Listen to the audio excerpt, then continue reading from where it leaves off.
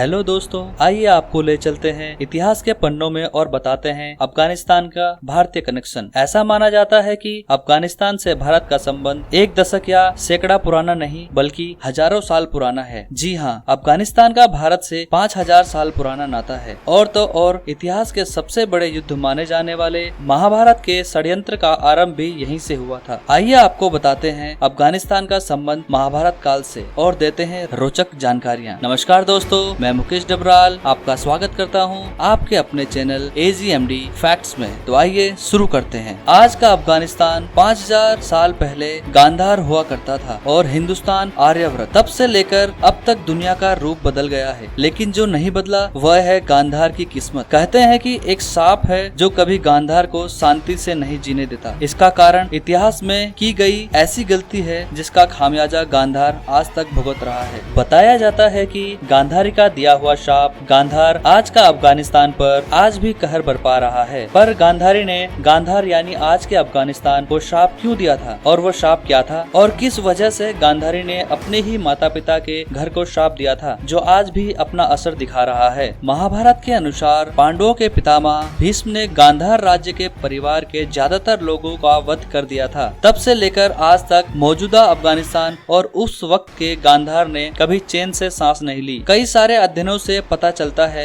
कि अफगानिस्तान का महाभारत से गहरा रिश्ता है। अफगानिस्तान की पेशावर घाटी और काबुल नदी तक महाभारत का इतिहास फैला हुआ है। नवंबर 2013 में एशिया और अफ्रीका की ओर से हुई एक स्टडी में यह बात साबित हुई थी कि अफगानिस्तान का हजारों साल पहले महाभारत से गहरा रिश्ता है। विशेषज्ञ बताते हैं कि गांधार आज भी अफगानिस्तान में है और इसे अब गांधार नाम से जाना जाता है। आज गांधार का एक बड़ा हिस्सा उत्तरी पाकिस्तान व कुछ हिस्सा पूर्वी अफगानिस्तान में है। गांधार साम्राज्य पोथोहार, पेशावर घाटी व काबुल नदी घाटी तक फैला हुआ था। गांधार शब्द का जिक्र ऋग्वेद, उत्तर रामायण और महाभारत में मिलता है। महाभारत का युद्ध होना ही वो कारण था जो गांधार को शापित करने का कारण माना जाता है। महर्षि वेदव्यास के लिखे ग्रंथ महाभारत के मुताबिक करीब 5000 साल पहले राजा सुबल गांधार पर राज करते थे। उनकी एक बेटी थी जिसका नाम गांधारी था। जिस दौर का जिक्र महाभारत में मिलता है उस दौर में आर्यव्रत की सीमाएं गांधार से लगा करती थी। तत्कालीन हस्तिनापुर और आज की दिल्ली, मेरठ, मथुरा,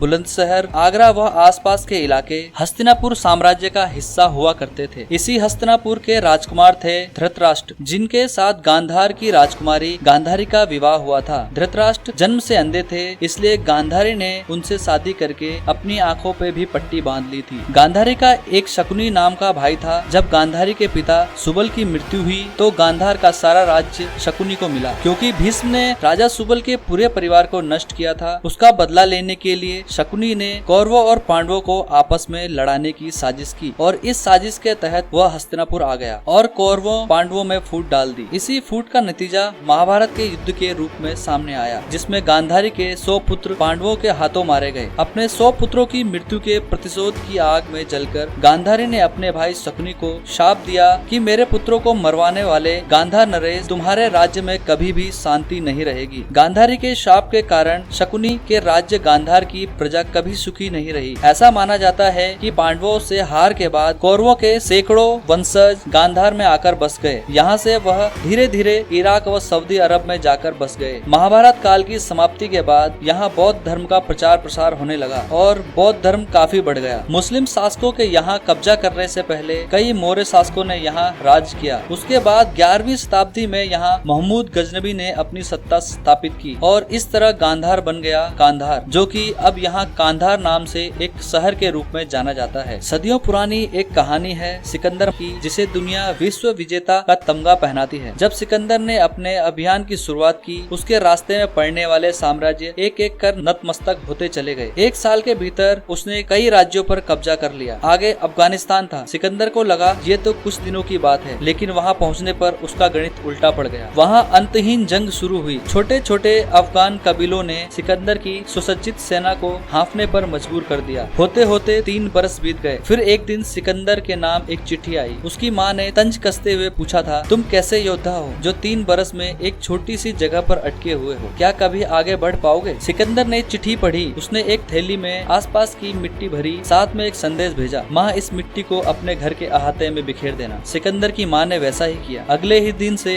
मैसिडोनिया के कुलीन लोग आपस में लड़ने लगे। वहाँ भयंकर मारकाट मच गई। उसी समय से एक लोकोक्ति चली आ रही है, अफगानिस्तान साम्राज्यों की कब्रगाह है। सिकंदर ने बाद में अफगानिस्तान को भी जीता, लेकिन बहुत लंबे समय तक वहाँ राज नहीं कर पाया। 19वीं सदी में यही हाल ब्रिटिश साम्राज्य का हुआ। दुनिया पर कब्जा करने वाले अंग्रेज भी यहाँ कभी तसल्ली से राज नहीं कर पाए। वैसे ही आज तालिबान ने अफगानिस्तान पर कब्जा कर लिया है, तो एक बार फिर गांधारी का श्राप फलीभूत होता नजर आता है। दोस्तों, आपको यदि यह वीडियो पसंद आया है तो वीडियो को लाइक और चैनल को सब्सक्राइब करना ना भूलें। साथ ही नोटिफिकेशन बेल को ऑल पर सेट करें। यदि आपने हमारे पिछले वीडियो नहीं देखे हैं तो उनको देखना ना भूलें। वीडियो के लिंक नीचे डिस्क्रिप्शन में दिए गए हैं। धन्यवाद। जय हिंद।